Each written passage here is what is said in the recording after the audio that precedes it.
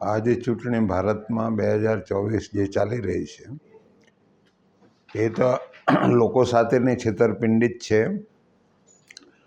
અને આ જે બધી પાર્ટીઓ જે ગરીબોની સામે છે, ગરીબોનું નામ લે છે, ભાજપ હોય, કોંગ્રેસ હોય કે આપ હોય, ઇન્ડિયા ગઠબંધન એ કંઈ ગઠબંધન ગરીબો માટેનું છે નથી.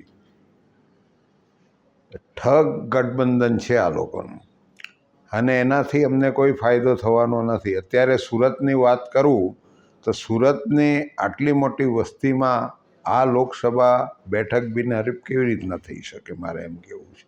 આ એક સાજિશ ભાજપની એવી છે કે આ એક બિનહરીફ કરીને લોકોને અવિશ્વાસ થાય એમના બીજા ઉમેદવારો માટે, એટલે આ ધંધો એમણે કરેલો છે. એમાં પોલીસની આખા તંત્રની મદદ લીધી છે કે જે લોકોએ ઉમેદવારી કરી એના ઠેકેદારોને આખી રાત શોધીને એ લોકોએ હાજર કર્યા છે પોલીસવાળાએ, આમના કહેવાથી.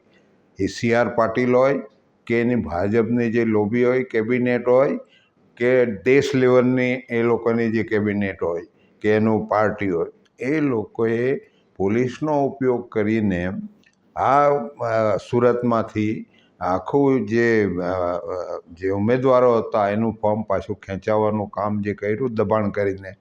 આચારસંહિતા હોય તો આ બધાને સસ્પેન્ડ કરીને પોલીસવાળાને સસ્પેન્ડ કરવા જોઈએ, જેથી લોકશાહી લોકોને મળી શકે. આવું કંઈ ચાલે નહીં. આ બિનહરીફ કરવાનું કામ આટલી મોટી જે પાર્લામેન્ટ, સર્વોચ્ચ પાર્લામેન્ટ, અને એના માણસને એને બિનહરીફ કરે, કેમ કે આટલા વર્ષથી ભાજપ દેશની અંદર રાજ કરે છે, એની સાથે લોકો જ નથી, એને ધાકને લીધે આ સીટ બિનહરીફ કરાવી છે. એટલે હું ભાજપને કહેવા માગું છું કે આટલા વર્ષથી તમે ધંધો શું કર્યો કે તમારે આ સીટ બિનહરીફ કરવી પડે, મારે એમ કહેવું. તમે જાણો છો કે લોકો અમારી સાથે નથી, એટલા માટે આ ધંધો કરેલો છે. અને એમાંથી તમારી આબરૂ શું રહેવાની છે?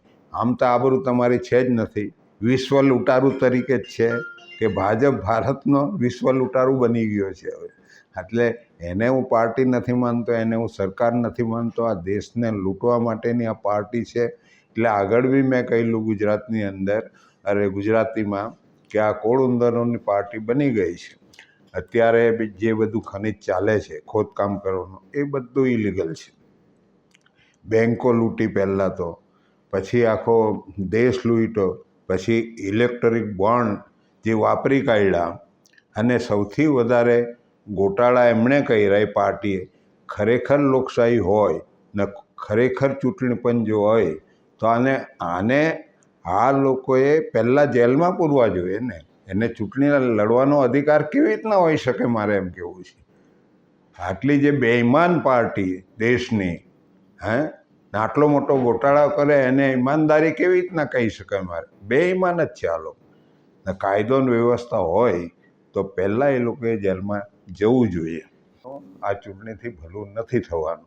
એ બધા એક જ વેલાના તુંબડા છે. એ આ દેશના ગરીબોને બચાવવાના નથી. આ ચૂંટણીનું પરિણામ લોકો માટે ભયંકર લાવવાના છે એ લોકો, પણ એની સામે લોકોએ તૈયાર રહેવું જોઈએ, એવું હું પોતે માનું છું.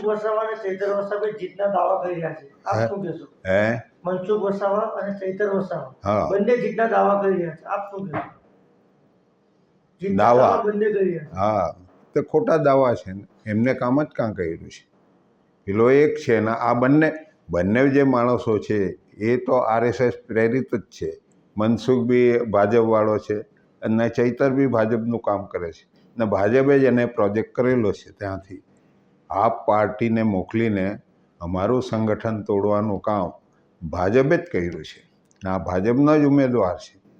કેમ કે અત્યારે 2 મહિના પહેલાં ચૂંટણી હજુ જાહેર થવાની બાકી હતી, ત્યાર પહેલાં કેજરીવાલ નેતૃત્વમાં આવીને એની જાહેરાત કરી કે અમારો ઉમેદવાર આ રહેશે. વાતચીત તો કરી નથી કોંગ્રેસ સાથે, અહીંના લોકો સાથે બારોબાર કરી છે. એટલે એમને એવું છે કે આ જીતાઈ જાય તો પણ અમારો બની જશે, ને પેલો તો છે જ અમારો.